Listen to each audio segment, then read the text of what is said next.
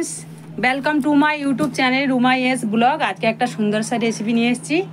আইলা মাছ সর্ষে বাটা দিয়ে ঝাল। প্রথমে আমি কড়াইটা বসিয়ে দিয়েছি, তেলটা গরম হয়ে গেছে। এবার নুন হলদি দিয়ে মাছটা আমি মিশিয়ে নিয়েছি। এবার এক এক করে মাছটা ভেজে নেব।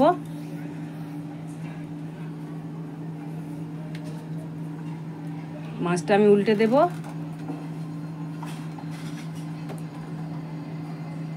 ভিডিওটা লাইক কমেন্ট শেয়ার করবেন।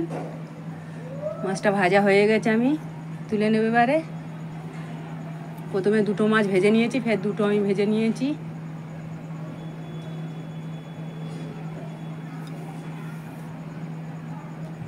এবার আমি দিয়ে দেব পেঁয়াজ আর কাঁচা লঙ্কাটা ভালো করে ভেজে নেব, লাল লাল করে।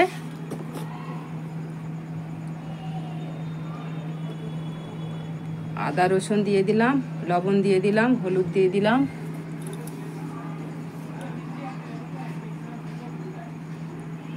ধনিয়া গুঁড়ো দিয়ে দিলাম, দিয়ে ভালো করে লাল লাল করে মশলাটা ভেজে নেব।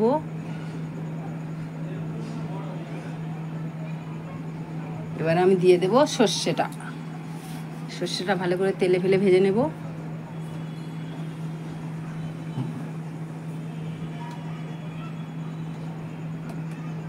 মশলাটা ভাজা হয়ে গেছে, এবার পরিমাণ মতন আমি জল দিয়ে দেব।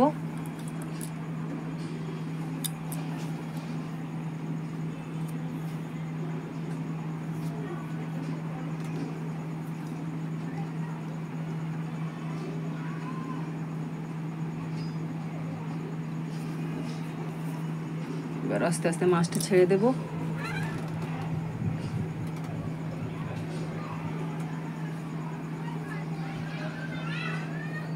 ঢাকা দিয়ে দেব।